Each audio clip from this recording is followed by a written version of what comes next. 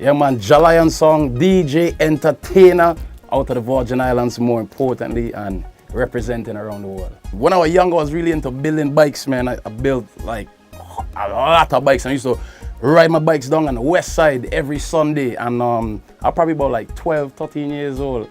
And down on the west side of St. Croix by the fish market, all of the big sound man, them was string up, big sound system, just a wall of speakers, and the man them just running tune, and they just brought a different vibe and energy to the people, you know.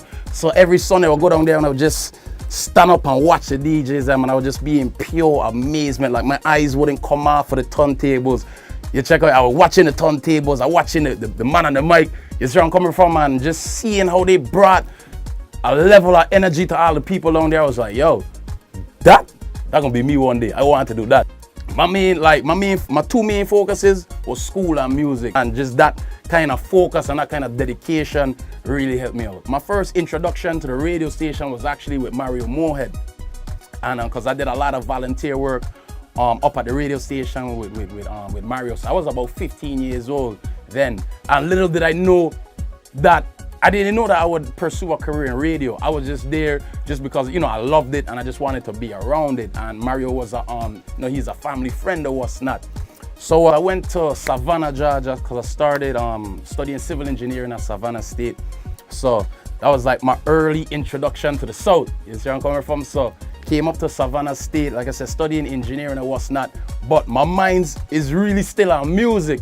You see where I'm coming from? So I trying to get into the club scene down there in Savannah, and that was back in 2005.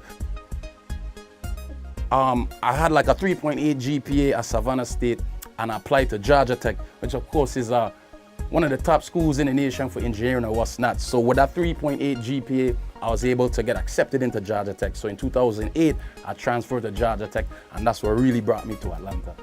When I transferred to Georgia Tech in 2008, me and Crunkmaster Slick, we got a radio show on 103.5. By all means, I knew I was gonna get a great degree from a great school. Guess I just gave 110% to both. While I was in Georgia Tech, I would be booked in Jersey, Orlando, Houston, Miami, Dallas, North Carolina. So I would be on the plane studying. I would be in the VIP booth with my laptop studying. People probably thought I was looking at music by studying right before I go on to DJ. You see where I'm coming from? So studying, go on DJ, I probably DJ from like 1 to 2 a.m. And then I have an hour break, studying again, jump back on, do 3 to 4, and then jump back on the first flight, come back, fly back into Atlanta, and then straight to class. You see where I'm coming from? And it's a different kind of grind because, you know, since Georgia Tech is such a prestigious school, like the students there are just brilliant, basically. So I'm competing for the curve with those students, and all they doing is straight studying all day, every day. So me now coming up there, trying to compete on an academic level with them, because they're not grading you on a 0 to 100 scale. They're grading you on a curve based on what the rest of the class score on the test. So I have to compete with them to get my degree.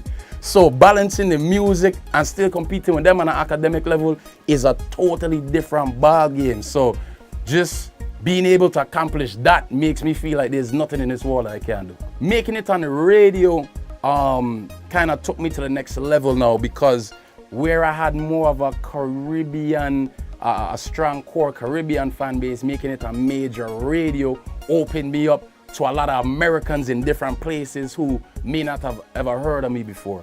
So that, whereas I was getting primarily Caribbean bookings or bookings in the States for a Caribbean fan base, now I'm getting bookings on the American side of things. When I was in Georgia Tech, I ended up getting an internship here at a Hot 107.9. So, you know, so just through the internship, I was able to learn the business of radio, but the internship isn't an internship to make you become a radio personality or a DJ on the radio. They already had multiple DJs on the radio. They already had seasoned veteran radio personalities up here. So they really ain't looking for on-air talent. They want people on the business side of the radio. So I came in here and I learned the business of radio. And while I was up here in town, and I was being booked all over the place, like I said, Orlando, Miami, Dallas, Houston, North Carolina, Jersey, and all of that.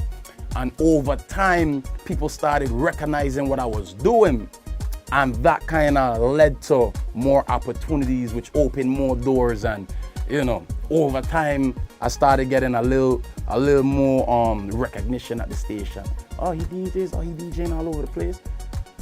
Let's send him to go do this little community event over here for these 20 kids at this school.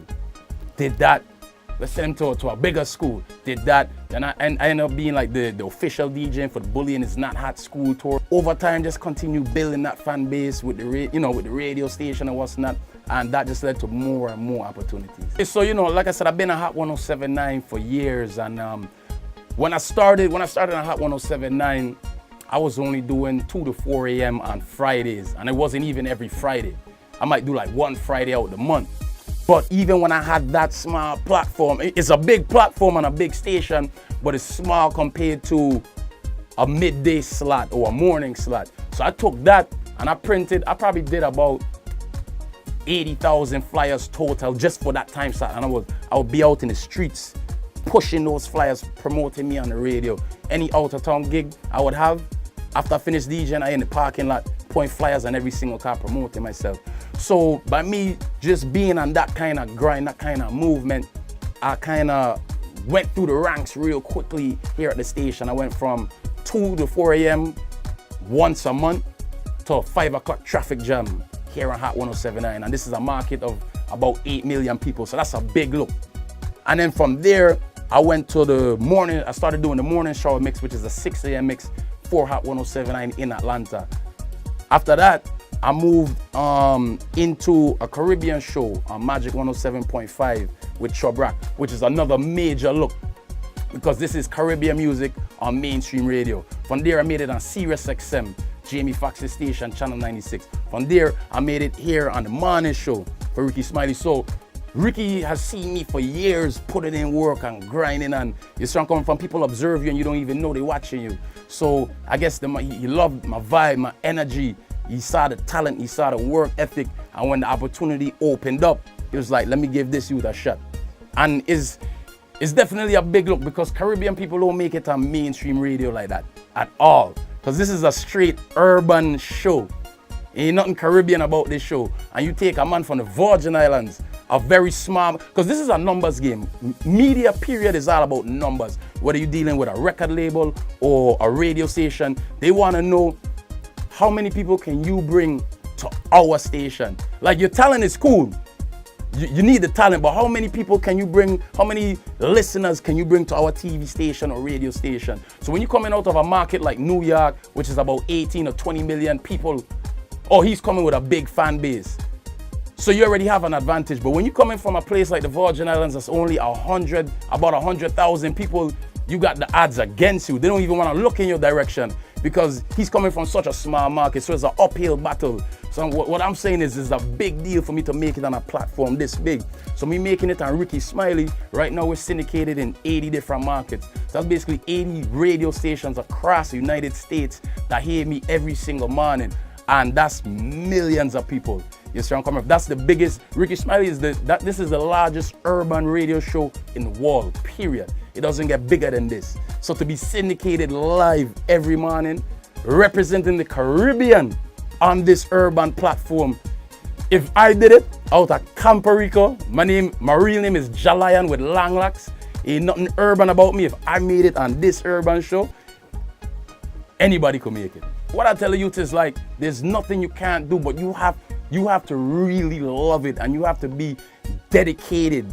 You got to be dedicated and you have to love this more than almost anything in the world. You see where I'm coming from, and you have to put in that work. You understand the level of discipline that you have to make it in this industry is crazy. People don't understand the amount of hours I put into this thing every single week. And like I said, you gotta almost have tunnel vision. You gotta block out everything else. You on the road, you traveling all over the world. You see where I'm coming from, you get distracted. There's a million distractions, but if you stay focused and you outwork the competition, because everybody wants your spot. Everybody see the glitz and the glamour and they want to get into it for the wrong reason. Because you love this because you love it, not for what you think you could gain from it. You understand? So if you come in with that mindset and a work ethic, you can make it. It's a great feeling, man, but I really don't think about it. I really don't think about it that much, you know. I just do me. And by me doing me, that's me representing the Caribbean. Because you can ask anybody who listens to the morning show, I try to slide in the Virgin Islands anywhere I can on every talk break. I'll find a way to big up the Virgin Islands or big up the Caribbean as a whole, because we don't have that much representation. You see where I'm coming from? The Caribbean is such a small market in relative to the rest of the world. You see where I'm coming from? So I know that I have the platform. I'm gonna big up the Virgin Islands and the Caribbean as much as possible to shine a light over there so that somebody else, so you know, the bigger heads can look to the Caribbean for more talent.